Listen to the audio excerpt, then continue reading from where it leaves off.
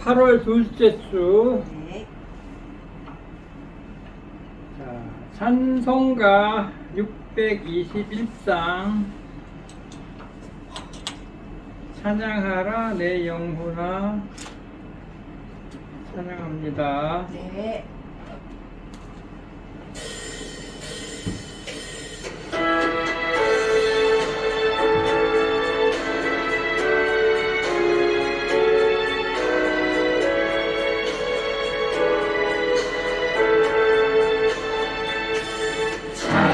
찬양하라 내 영혼아. 찬양하라 내 영혼아. 온 마음과 정성 다하여 주 찬양하라.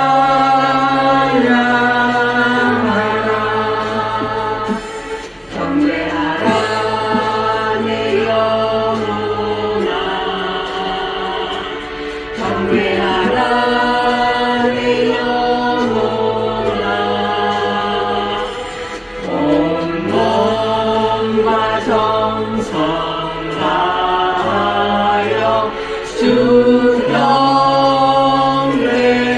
경배하라. 아멘. 기도하겠습니다. 오늘 거룩한 주님의 전에 나와 예배드리는 저희 모두를 환영하며 축복합니다. 새로운 믿음의 여정을 시작하는 이들에게 주님께서 친히 길과 진리와 생명이 되어 주시옵소서. 주님의 말씀을 통해 참된 평안과 기쁨을 얻게 하시고 세상의 어떠한 유혹과 어려움 속에서도 흔들리지 않는 굳건한 믿음을 허락하여 주옵소서. 예배를 통해 저희가 주님을 더 깊이 알아가게 하시고 주님의 뜻을 깨달아 삶 속에서 실천하며 살아가게 하옵소서. 오늘 드려지는 모든 예배의 순서마다 주님께서 함께 하셔서 성령의 충만함으로 저희를 인도하여 주시기를 원합니다. 찬양을 통해 주님께 영광 돌리게 하시고 기도를 통해 주님과 깊이 교제하게 하시며 말씀을 통해 살아계신 하나님의 음성을 듣게 하옵소서. 이 예배를 통해 형제 자매들이 교회 공동체 안에서 주님의 사랑을 경험하고 함께 믿음 안에서 성장하며 교제하는 기쁨을 누리게 하옵소서. 주님의 몸된 교회가 이들에게 영적 안식처가 되게 하시고 삶의 모든 순간에 주님의 인도하심을 따라 살아갈 수 있도록 도와주옵소서. 오늘 예배를 시작하는 이 시간부터 건축설계 실무강좌를 마치는 시간까지 모든 순서 위에 주님의 임재와 은혜가 충만하게 하옵소서. 저희를 구원하신 주 예수 그리스도 이름으로 기도드립니다. 아멘. 아멘. 다음은 사도신경으로 신앙 고백하겠습니다.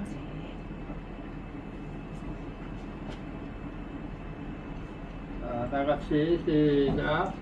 전능하사 천지를 만드신 하나님 아버지를 내가 믿사오며 그 외아들 우리 주 예수 그리스도를 믿사오니 이는 성령으로 잉태하사 동정녀 마리아에게 나시고 본디오 빌라도에게 고난을 받으사 십자가에 못 박혀 죽으시고 장사한 지 사흘 만에 죽은 자 가운데서 다시 살아나시며 하늘에 오르사 전능하신 하나님 우편에 앉아 계시다가 저리로서 산자와 죽은 자를 심판하러 오시리라. 성령을 믿사오며 거룩한 공예와 성도가 서로 교통하는 것과 죄를 사하여 주시는 것과 몸이 다시 사는 것과 영원히 사는 것을 믿사옵나이다. 아멘.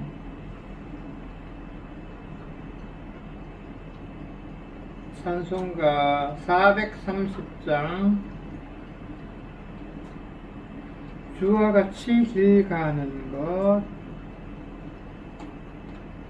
찬양합니다.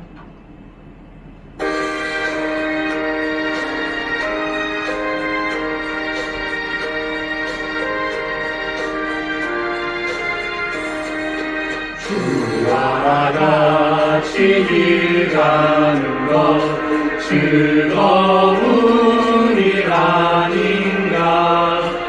우리 주님 걸어가시 발자취를 밟겠네. 한 걸음 한 걸음 주 예수와 함께 날마다 날마다 우리 걸어가리. 어린아 이 같은 우리 미련하고 약하나 주의 손에 이끌려 생명길로 가겠네. 한 걸음 한 걸음 주 예수와 함께 날마다 날마다 우리 걸어가리. 꽃이 피는 들판이라 험한 골짜기라도 주가 인도하는 대로 주와 같이 하겠네. 한 걸음 한 걸음 주 예수와 함께 날마다 날마다 우리 걸어가리.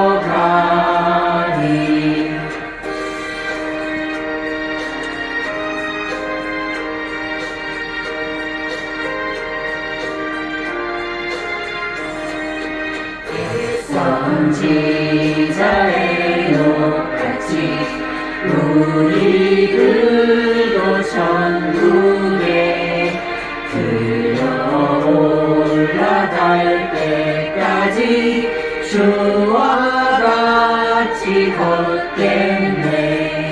한 걸음 한 걸음 주 예수와 함께 날마다 날마다 우리 걸어가리. 아멘.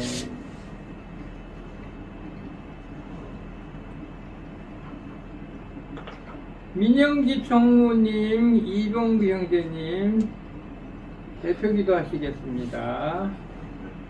건축 아카데미 전문인을 위해 말씀 나누고 기도드리겠습니다. 여호와께 부르짖어 이르되 주 여호와여 구하옵나니 나를 생각하옵소서. 하나님이여 구하옵나니 이번만 나를 강하게 하사 나의 두 눈을 뺀 블레셋 사람에게 원수를 단번에 갚게 하옵소서 하고, 삼손이 집을 버틴 두 기둥 가운데 하나는 왼손으로 하나는 오른손으로 껴 의지하고, 삼손이 이르되 블레셋 사람과 함께 죽기를 원하노라 하고 힘을 다하여 몸을 굽히매 그 집이 곧 무너져 그 안에 있는 모든 방백들과 온 백성에게 덮이니, 삼손이 죽을 때에 죽인 자가 살았을 때에 죽인 자보다 더욱 많았더라. 아멘. 기도하겠습니다. 삼손에게 능력을 주셨지만 하나님을 떠난 순간 자신을 살리지 못했던 것처럼 우리도 하나님께 받은 것들이 많지만 다른 것들에 마음을 빼앗길 때가 많으며 우리에게 주신 재능을 의지하며 살아가고 있는 나에게 포도나무 되시는 예수님께 붙어있는 가지로 살아가게 하옵소서. 하나님께 특별한 인치심을 받고도 자기 소견과 내 생각만 따라가며 하나님의 뜻을 놓치는 삶이 되지 않게 하시고, 우리의 힘보다 하나님을 바라보는 자 되게 하옵소서.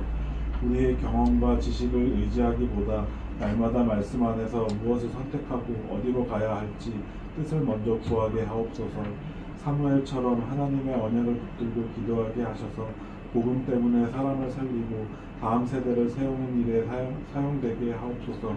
실패한 자리에 있다면 그 자리에서도 주님을 다시 바라보게 하시고, 삼손이 마지막에 깨닫고 뒤늦게 주님을 찾는 것보다는 오늘 주신 말씀 앞으로 돌이키게 하소서. 주님을 놓지 않게 하시고 무너질 때에는 더 가까이 나가게 하옵소서. 실패를 만회하려 애쓰기보다는 복음 안에서 다시 시작하게 하옵소서. 주님의 사랑 안에 거하며 끝까지 순종하게 하사 우리가 참된 제자로 평생 살아가게 하옵소서. 교회의 목회자를 위해 기도합니다. 모든 결정이 우리의 생각보다 하나님의 뜻을 먼저 구하게 하시고 말씀 안에서 함께 방향을 찾아가게 하옵소서. 사무엘처럼 말씀 앞에서 기도로 교회를 세워가게 하옵소서. 모두의 마음이 흩어지지 않게 하시고 서로의 생각을 주장하기보다 그리스도 안에서 한 마음으로 하나 되게 하옵소서. 말씀과 기도가 살아있게 하시고 예배에서 받은 은혜가 삶으로 이어지게 하옵소서. 내일 있을 목사고시 위해 기도합니다. 시험의 모든 과정에 집중력과 지혜를 더하시고 필요한 것을 정확히 준비하게 하옵소서. 말씀의 본질을 분명히 붙들게 하시며 성경과 신학을 공부하는 지금이 목회자로서의 중심을 세우는 시간이 되게 하옵소서. 시험 앞에서 마음이 흔들리지 않게 하시고 대면 상담할 때에는 준비한 것을 잘 기억하여 정확하게 답하게 하옵소서. 목사고시를 통과하는 것 자체가 목적이 되지 않게 하시고 복음을 바르게 알고 바르게 전하는 목회자로 준비되게 하옵소서. 시험의 모든 과정과 결과를 주님께서 인도하사 필요한 은혜를 더하시고 좋은 결과로 발휘하게 하옵소서. 지나온 삶을 주님의 은혜 가운데 돌아보게 하시고 이제 목회자의 길에 들어서는 이 시간을 새롭게 하시는 하나님의 은혜를 경험하는 기회 되게 하옵소서. 옛사람의 모습은 내려놓고 그리스도 안에서 새 사람으로 살아가며 받은 은혜를 복음으로 전하는 삶이 되게 하옵소서. 건축설계 양성화를 위해 기도합니다. 오랜 시간 준비하고 헌신해온 이 일에 중요한 시점에 서 있습니다. 단순한 사업의 성취가 아니라 앞으로의 청년 사역과 전도와 선교, 후대를 세우는 기반이 되게 하소서. 어떤 흑암의 틈도 허락하지 마옵소서. 사람의 불신으로 이 일을 흔들려는 모든 관계를 막아주옵소서. 이루어지는 과정마다 필요한 문을 열어 주의 손길로 인도해 주시고 현장에 천군천사가 먼저 파송돼 준비하는 관계자들에게 성령으로 함께하여 주옵소서. 복음을 위해 헌신할 제자들의 준비된 만남을 허락하사 훈련되어 사회와 현장으로 파송되는 플랫폼의 기틀이 마련되게 하옵소서. 사업과 미션 홈의 터전이 하나님의 계획 안에서 세워져 후대들이 양육되어 자라나게 하옵소서. 모든 악의 세력은 꺾어지고 끝까지 믿음으로 완주하게 하옵소서. 장미영님과 가정 후대를 위해 기도합니다. 가문과 후대까지 복음이 끊이지 않게 하시고 믿음이 한 세대에서 끝나지 않고 다음 세대로 이어져 세상 살리고 시대를 이끄는 주역으로 쓰임받을 서밋이 되게 하옵소서. 말로만 신앙을 가르치는 가정이 아니라 삶으로 그리스도를 보여주는 모델 되게 하옵소서. 마음이 흔들리는 순간마다 십자가를 바라보게 하시고 복음이 필요한 자리마다 그리스도의 사랑으로 서게 하옵소서. 자녀가 부모의 신앙을 빌려 사는 사람이 되지 않게 하시고 자기 인생에서 예수 그리스도를 인격적으로 만나게 하옵소서. 여기에 모인 자들은 세계 복음화의 주역들이 지금 기도하며 예배드립니다. 작게 시작하였으나 그리스도 안에서 세계를 품게 하시고 우리를 통해 복음이 땅끝까지 흘러가게 하옵소서. 죽음을 이기시고 다시 살아나셔서 우리의 모든 문제의 해답이 되시고 하나님께 나아가는 유일한 길이 되신 예수 그리스도를 붙잡고 지금도 살아 역사하시는 우리 주 예수 그리스도 이름으로 기도드립니다. 아멘. 성경 봉독하겠습니다. 성경 봉독. 오늘 하나님께서 우리들에게 주시는 말씀은 시편 37편 1절에서 11절 말씀입니다.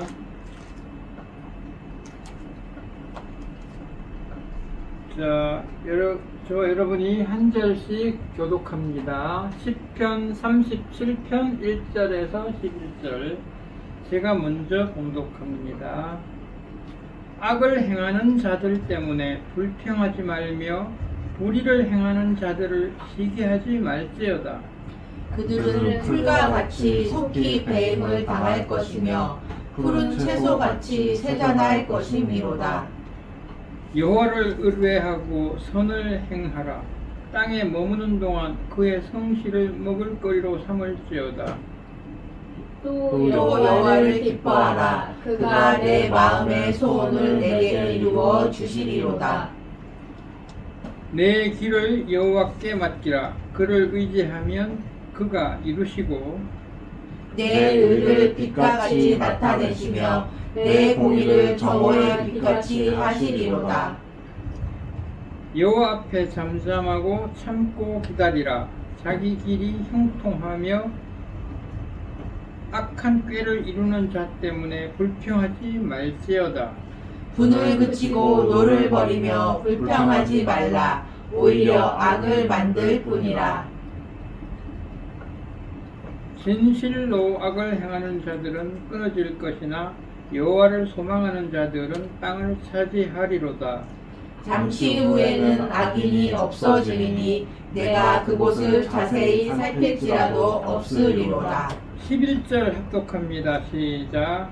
그러나 온유한 자들은 땅을 차지하며 풍성한 화평으로 즐거워하리로다. 아멘.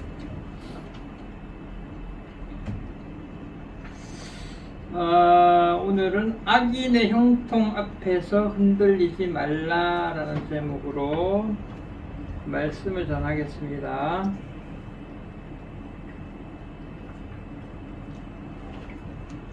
우리는 살면서 조금 이해하기 어려운 그런 현실들을 마주하곤 합니다. 정직하게 살아가는 사람은 어려움을 겪고, 거꾸로 거짓과 불의를 행하는 그런 사람은 오히려 성공하고 잘 되는 그런 경우를 보일 때가 있습니다. 우리가 젊은 학창 시절로 돌아가 보면은 예쁜 여학생이 저 나쁜 저 남학생을 쫓아다니는 그런 경우가 있어요.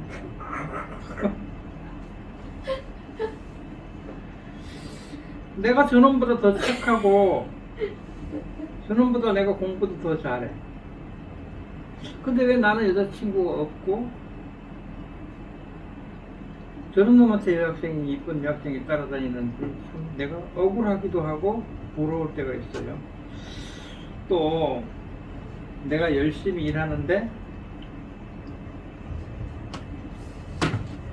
또 저놈은 빈둥거리면서 놀기만 하는데 일도 안 하고 빈둥거리기만 하는데 나보다 더 부자야. 그런 걸 보면은 부럽고 참 억울할 때가 있고 그렇습니다.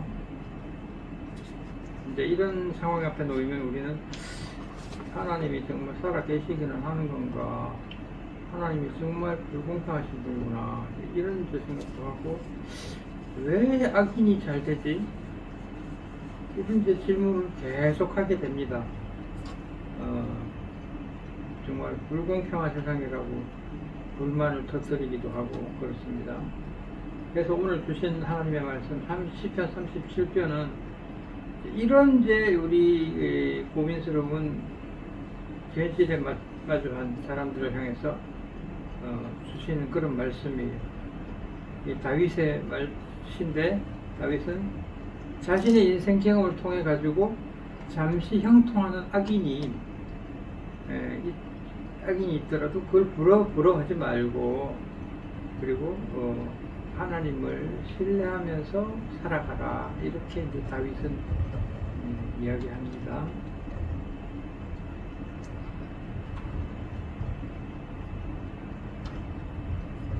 우리가 보통 흔히 하는 말로 억울하면 진다, 부러우면 진다, 이런 말들 하잖아요. 부러우면 지는 거야, 부러워하지 마, 이제 이런 건데, 오늘 본문에서 그와 관련한 어떤 세 가지 교훈을 주시는데, 그걸 우리가 살펴보고 그 세 가지 교훈을 우리가 받아서 이번 한 주간도 우리가 승리하는 우리가 되기를 한번 바라봅니다. 자, 세 가지 교훈을 한번 보겠습니다. 첫 번째 교훈, 악인의 형통 때문에 분노하거나 시기하지 말라는 거예요. 그게 1절에서 2절 말씀인데, 악을 행하는 자들 때문에 불평하지 말고 불의를 행하는 자들을 시기하지 말아라, 이런 얘기예요. 그러니까 다윗이 하는 말이 가장 먼저 우리 이 마음을 다스리는 말을 해준 거예요. 사람은 처음부터 태어나기를 비교하는 존재예요. 사촌이 농을 사면 배가 당연히 아파야 돼. 아플 수밖에 없어. 인간의 본성이 그렇습니다. 근데 뭐 사촌이 아니라 그냥 내가 모르는 저 악인이 형통해. 가만 보니까 하나님 믿는 놈도 아닌데 악하게 굴고 그래도 형통해. 반사가 보면 잘 되는 것 같고. 그런 우리가 마음이 고운 마음이 들 수가 없어요. 우리 마음이 부드러울 수가 없다고. 저 사람은 부정하게 돈을 벌었는데도 잘 산다. 신앙이 없는데도 사업이 잘 된다. 이렇게 하고, 그 다음에 거짓말 잘하고 이 잘 비비는 사람이 승진한다. 또 이런 경우를 보는데, 이런 걸 보면은 우리 마음에 뚜껑이 열려요, 그죠? 피가 끓고 시기하는 마음이 생길 수밖에 없습니다. 근데 이때 이제 하나님은 말씀을 하시는 거예요. 그들은 풀과 같이 속히 배임을 당할 것이다, 이렇게 이야기합니다. 그러니까 하나님도 인간의 본성을 잘 알고 있기 때문에 위로하시는 거야.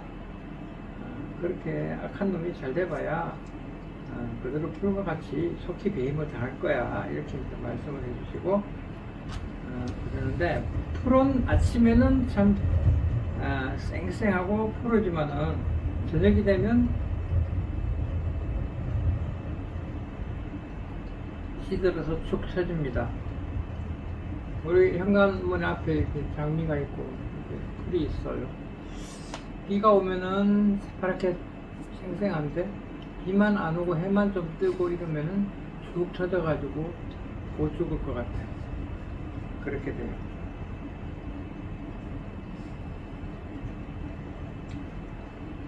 꽃도 마찬가지예요. 아무 11홍이라 그러잖아요. 아름답지만 오래가지 않습니다. 그와 마찬가지로 악인의 성공도 그렇다는 거예요. 겉으로는 화려하지만 영원하지 않다. 죄값이 후손에게 미친다는 그런 우리가 말이 있잖아요. 죄 짓는 사람을 보면, 네가 그렇게 죄를 지어가지고 네 후대가 어떻게 감당을 하라고 그렇게 죄를 짓냐. 그러니까 너가 지금 짓고 있는 죄에 대한 죄값을 후대에서 갚게 할 거다. 이런 것이 바탕에 깔려 있는 말이에요.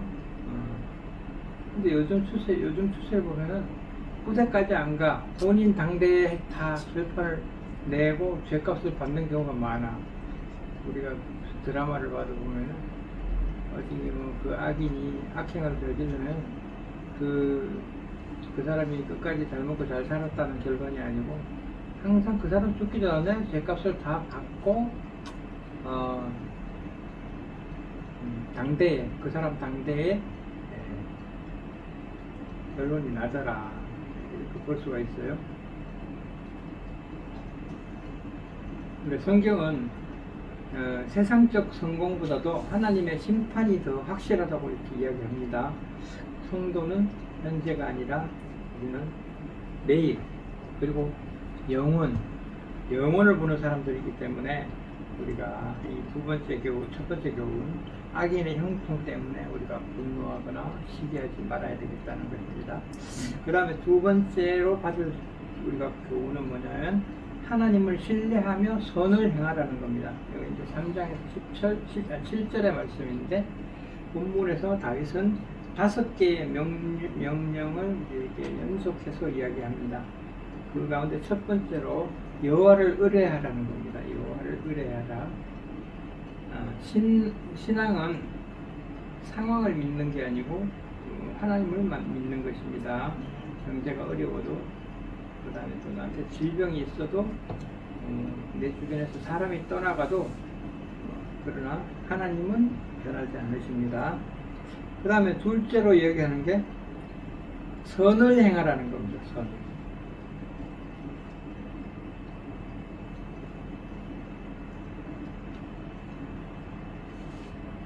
믿음은 행동으로 나타나야 된답니다. 믿음은 행동으로 나타나야 돼요.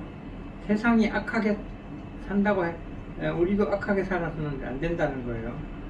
뭐 우리가 TV를 보면서 저렇게 악한 행동을 본단 말이야. 보면서 사실 배워. 그럼 그러면 안 된다는 거야. 남들이 악하게 살거나 뭔 짓을 하더라도 그 악한 것은 내가 눈을 감아버려야지. 그걸 보고 배워서는 안 된다는 거예요. 끝까지 우리는 정직하게 신앙생활을 하는 사람으로서 정직하게 살아야 된다는 겁니다. 그리고 끝까지 사랑해야 된다는 거야. 우리가 하나님 성경 말씀에 제일 강조하고 있는 것이 사랑이잖아요. 그죠? 그래서 끝까지 사랑해야 돼. 그리고 끝까지 말씀 따라 살아야 된다는 거예요. 말씀 따라 순종하면서 살아야 된다는 거예요. 그게 두 번째, 선을 행하라고 하는 명령이고, 그 다음에 다윗이 주는 5개 명령 가운데 세 번째 명령, 여호와를 기뻐하라는 겁니다. 자, 4절 말씀 보니까 또 여호와를 기뻐하라, 그가 너 마음의 소원을 이루어 주시리로다, 이렇게 이제 이야기하고 있어요. 많은 사람이 소원 성취에만 관심을 가집니다. 그러니까 우리가 TV나 어디 보면서 그 동준 스님의 정문즉답 물으면 바로 참 현명한 답, 바로 정답을 나한테 알려주는 거. 이런 기도를 바라면 안 된다는 거야. 물론 기도라는 것이 우리가 기도해서 그 응답받는 게 바로 응답받을 수도 있는데, 그렇게 응답 거기에만 몰입해가지고 있어서는 안 되고, 우리가 알아야 될 게 먼저 응답 받기 전에 하나님을 기뻐하는 것이 먼저라는 거예요. 하나님을 사랑하는 사람의 소원은 하나님의 뜻 안에서 변화됩니다. 그러니까 하나님을 사랑하는 마음을 품고 기도를 하게 되면은 그 기도가 내가 어린아이처럼 뭐 달라고 이렇게 해달라고 떼를 쓰는 그런 기도가 아니고, 하나님의 뜻이 뭔지를 내가 마음속으로 살피면서 기도를 하기 때문에 우리 마음이 하나님의 뜻 안에서 변화된다는 거예요. 그래서 하나님은 가장 좋은 방법으로 우리에게 기도하는 우리에게 응답을 하신다는 거예요. 그리고 다윗이 5개 명령 가운데 네 번째 명령이 뭐냐? 너 길을 여호와께 맡기라는 거예요. 여기서 맡긴다는 거는 짐을 갖다가 이 언덕으로 굴려가지고 하나님께 올려드린다는 거예요. 그러니까 내 짐을 하나님한테 맡긴다는 그런 뜻이에요. 그게 맡긴다는 거예요. 우리는 걱정을 붙잡고 있지만은 우리 걱정을 붙잡고 살아요. 안 해도 될 걱정을 붙잡고 살아. 그리고 억지로 그 걱정을 갖다가 해. 안 해도 되는데. 근데 이제 예수님은 그러잖아. 내려놓으라. 짐을 다 내려놓아라. 걱정을 내려놓으라고 이렇게 얘기하죠. 내 인생이나 내 자녀나 내 직장이나 내 미래나 모든 거를 예수님한테 맡길 때 하나님이 직접 일을 하신다는 거예요. 그랬기 때문에 다윗이 그 5가지 명령 중에 네 번째 명령이 너의 길을 여호와께 맡기라 이거예요. 여호와께 맡기라. 의심하지 말고 맡기면 돼. 그러면 다 하나님이 친히 일을 하신다는 거예요. 그 다음에 다윗이 5가지 명령 가운데 마지막 5번째, 잠잠히 기다려라는 거예요. 아까도 얘기했죠. 법륜 스님한테 뭘 물으면서 바로 답을 듣는 것처럼 하나님께 기도하면서 즉각 응답이 있기를 바란다? 그러면 안 되고, 우리가 신앙생활을 하는 하나님의 믿는 하나님의 자녀는 어떻게 해야 되느냐? 이걸 알아야 돼. 믿음이라고 하는 것에는 기다림이 포함되어 있다는 거예요. 기다림도 믿음이라는 거예요. 믿음은 기다림일 수도 있다는 거예요. 그러니까 기다려야 된다는 거지. 잠잠히 기다리라는 거예요. 그래서 하나님의 시간을 카이로스라고 하죠. 카이로스. 인간의 시간은 크로노스라고 하고. 근데 하나님의 시간, 이 카이로스는 우리 인간의 시간과 다른데,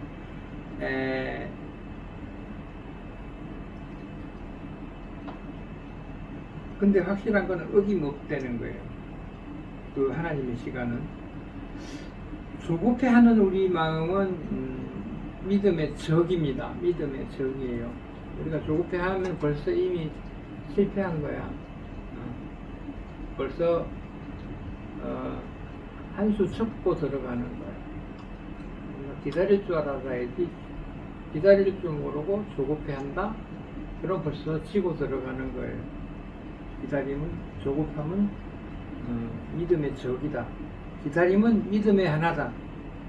기다림은 하나님을 갖다가 신뢰하는 가장 깊은 표현이라고 할 수 있습니다.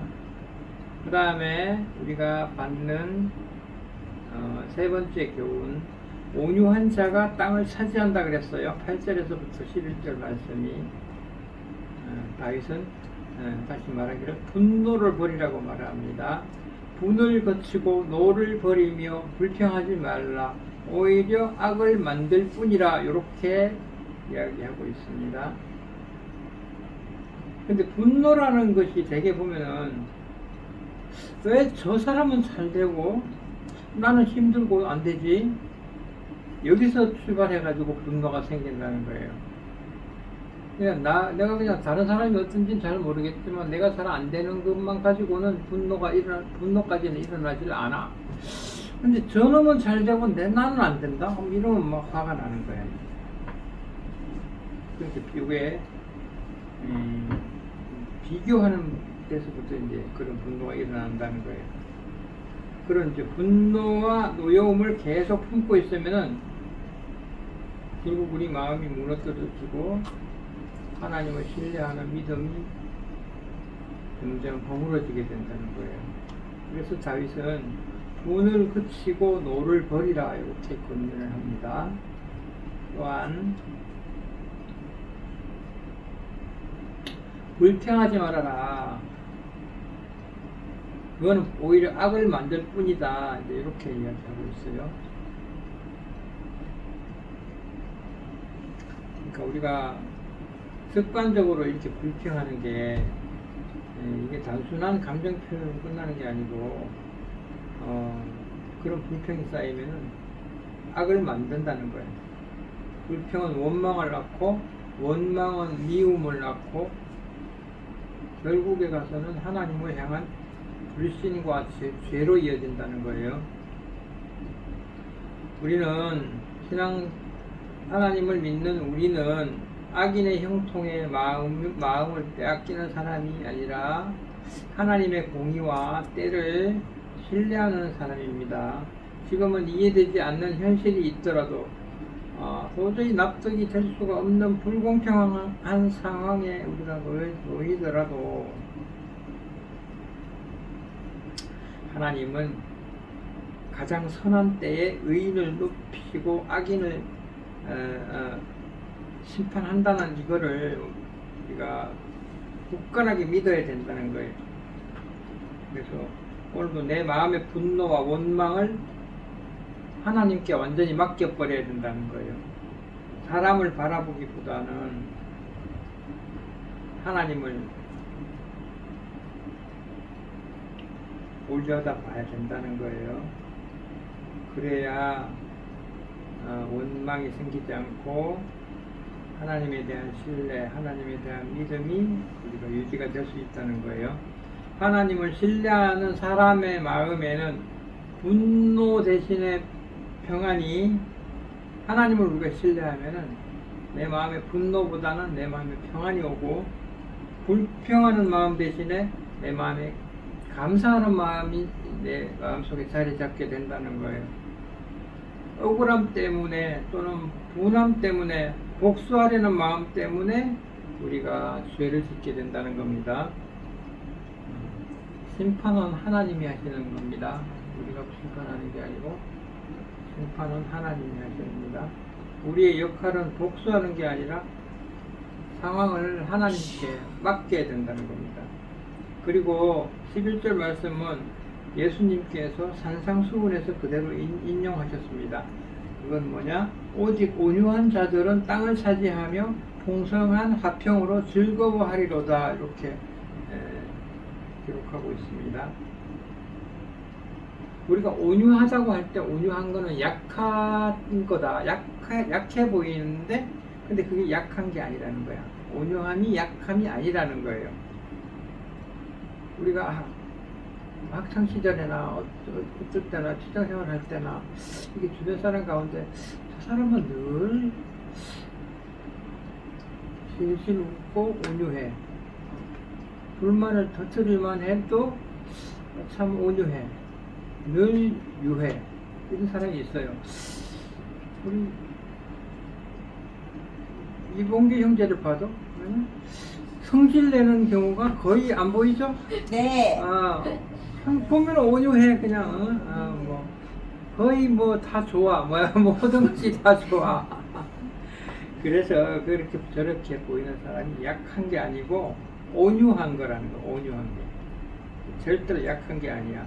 저런 사람이 한번 화나면 무서워. 하나님을 신뢰하기 때문에 자신의 감정을 절제하는 힘이 바로 온유라는 거예요. 세상은 강한 사람이 이긴다고 말을 하지만은 실제로는 안 그래. 성경은 온유한 사람이 결국은 승리한다고 이야기하고 있습니다. 온유한 사람은 하나님께 모든 판단을 맡기며 살아갑니다. 그런 사람한테는 하나님은 평강과 기업을 약속하십니다. 기업을 우리가 성경에서 이야기하는 기업이 뭐죠? 기업이요? 네.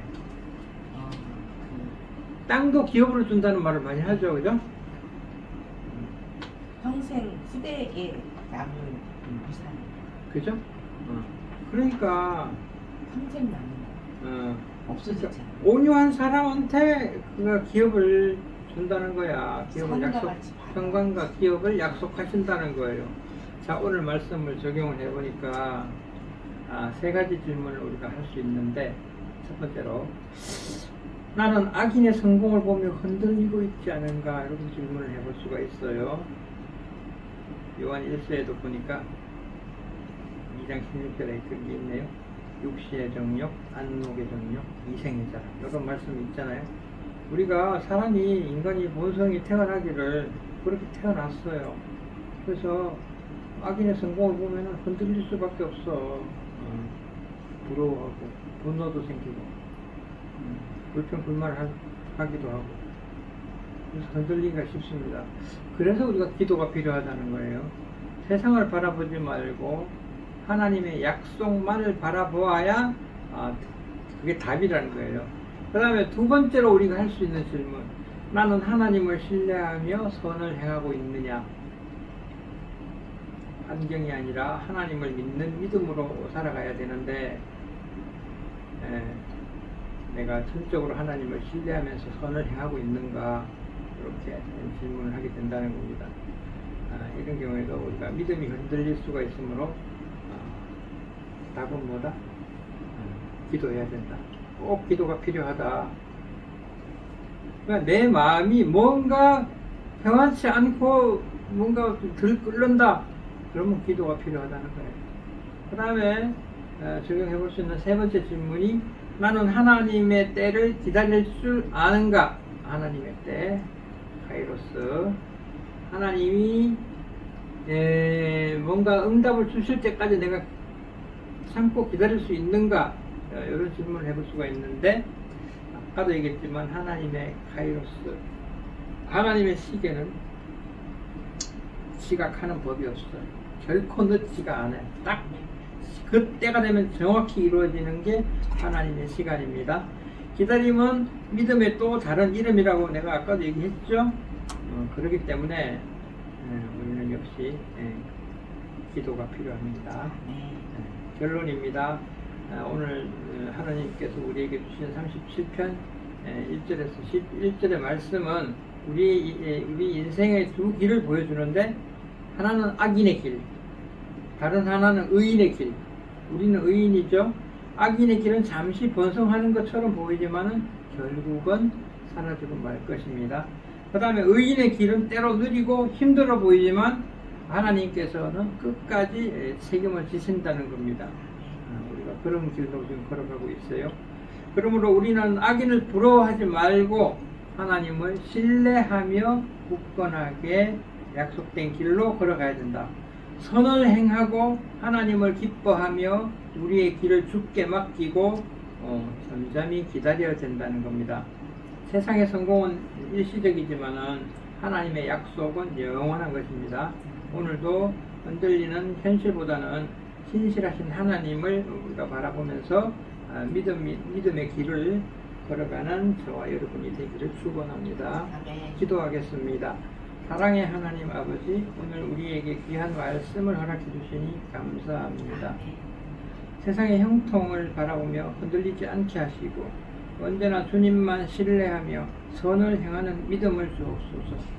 우리의 모든 길을 주님께 맡기게 하시고 하나님의 때를 인내하며 기다리는 온유한 마음을 허락하여 주옵소서. 말씀을 듣는 데서 그치지 않고 삶으로 실천하는 우리 형제 자매들이 되게 하시며 한 주간도 주님의 평강과 은혜 가운데 승리하게 하옵소서. 아멘. 예수 그리스도의 이름으로 기도드립니다. 아멘.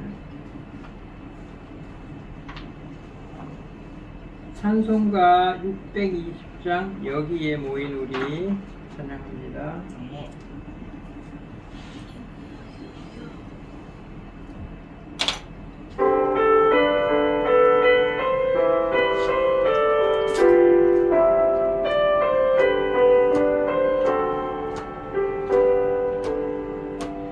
여기에 모인 우리 주의 은총 받은 자여라. 주께서 이 자리에 함께 계심을 아노라. 언제나 주님만을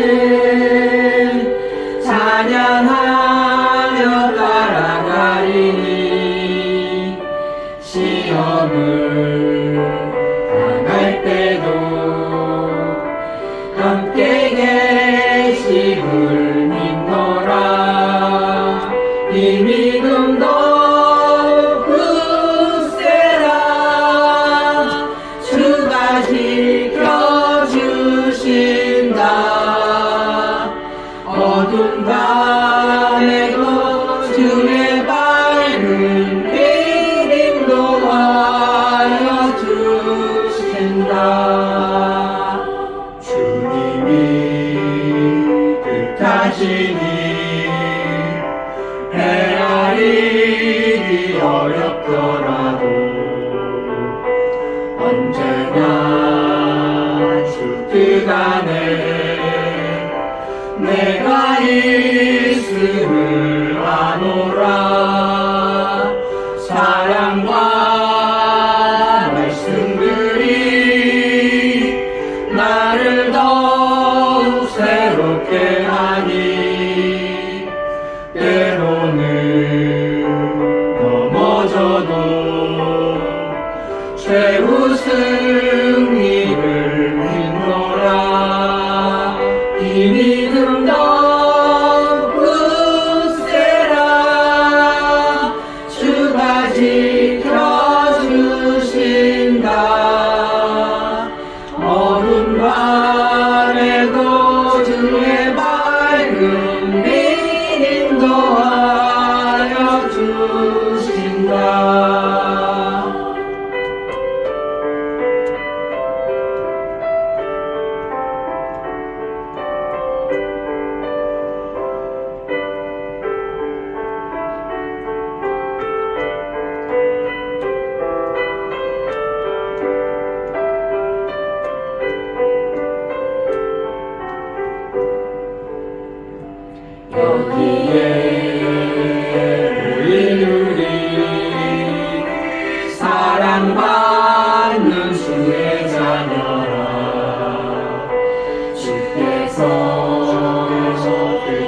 인도하신다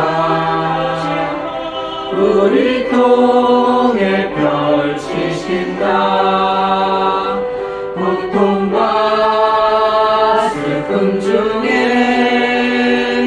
더욱 주님 의지하오니 어려움 이겨내고 주님 더욱 찬양하라 이 믿음 더욱 굳세라 주가 지켜주신다 어두운 밤에도 주의 밝은 빛 인도하여 주신다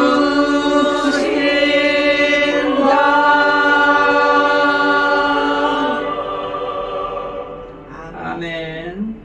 축복 기도하겠습니다. 네. 사랑과 은혜가 풍성하신 하나님 아버지, 오늘도 말씀으로 우리를 새롭게 하시니 감사합니다.